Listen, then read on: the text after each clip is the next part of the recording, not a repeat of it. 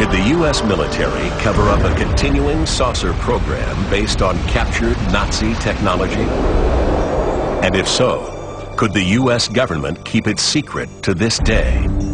It would never surprise me at all if a program back in the 1950s or the 1960s was still so secret that its existence wasn't even hinted at.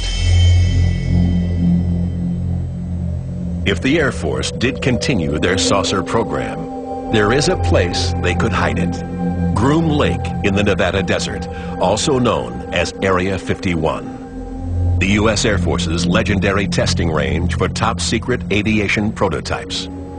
Covering over 2,000 square miles, it's remote, desolate, and very well protected. If you get too near Area 51, you're going to see signs, and at the bottom they say in red these very ominous words, use of deadly force authorized. Bill Sweetman knows Area 51. As a former aviation journalist for Jane's Defense magazine, he spent his life investigating black projects. These projects are funded by Congress, but the Department of Defense does not acknowledge their existence. What that means is that the existence of the program itself is a secret. Its function, its purpose, its existence itself is not disclosed. Conservative estimate is that across the services and the intelligence community, we're looking at least $40 to $45 billion per year. The secrecy surrounding Area 51 and the restrictions on employees maintain a wall of silence. People who work in those programs are genuinely fearful that if they do become indiscreet, that they will be looking at a very long period of jail time at the very best. Fear by silence. In 1975, work begins on the Super Black Stealth program, the development of fighters invisible to enemy radar. The project management is run out of a secure facility at Wright-Patterson Air Force Base.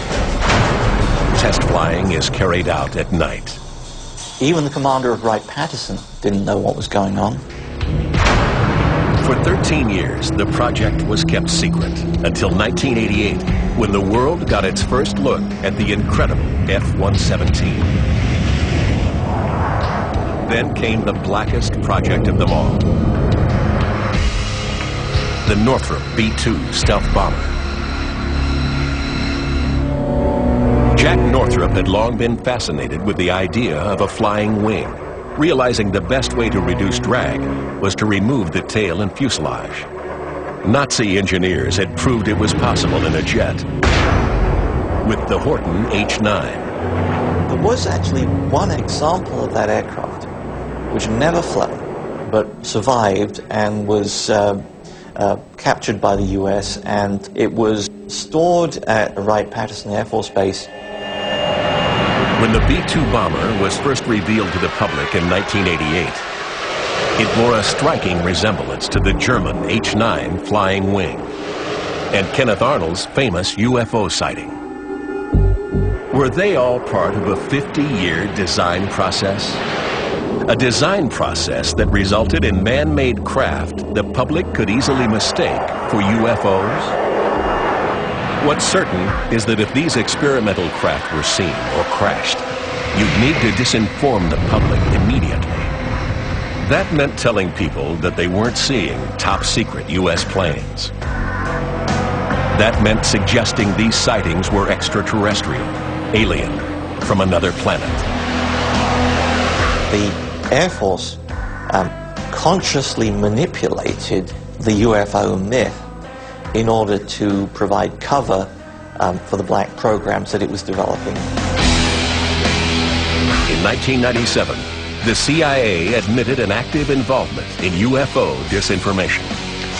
Every time you start talking about Area 51, somebody starts talking about UFOs and small grey aliens. If that is indeed the result of a deliberate disinformation attempt, I would love to meet the person responsible and shake his hand, because it was a really, really good one. So what is happening at Area 51? It still employs thousands of people. even though the last known aircraft tested there, Tacit Blue, was greenlit in 1976. So we have 25, 30 years of black programs, hundreds of billions of dollars that we know nothing about.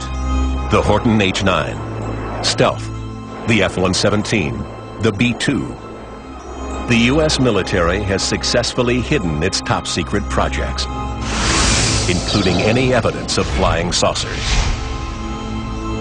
But what about other countries, other sightings? Is there an explanation for the incredible UFO reports outside of the United States? An explanation that may also lead to Nazi engineers? Of all the conspiracies surrounding Nazi UFOs, the most controversial is the idea that some Nazis escaped the fall of Germany along with advanced saucer prototypes. Evidence clearly shows that a number of prominent SS officers did escape the Allies and went underground. In extreme southern Latin America, particularly Argentina, Uruguay, Paraguay, there are to this day huge German reservations.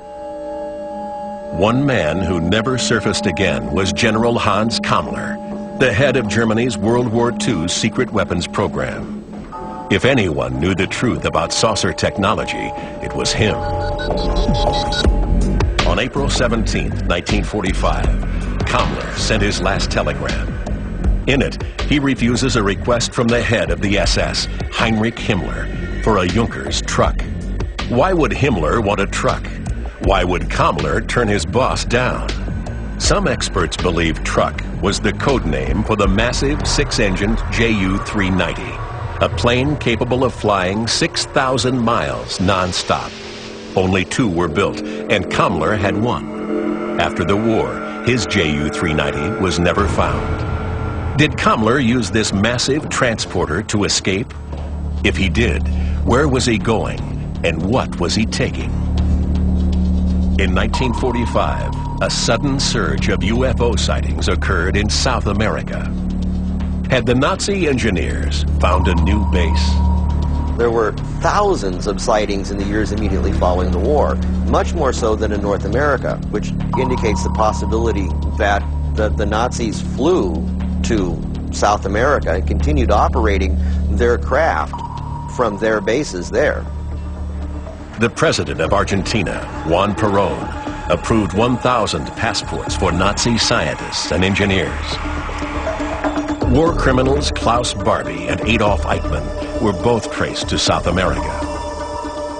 Reimer Horton, Nazi flying wing pioneer, moved to Argentina in 1948. Ever since, the trail of UFO sightings has grown throughout South America, just as it has in the United States.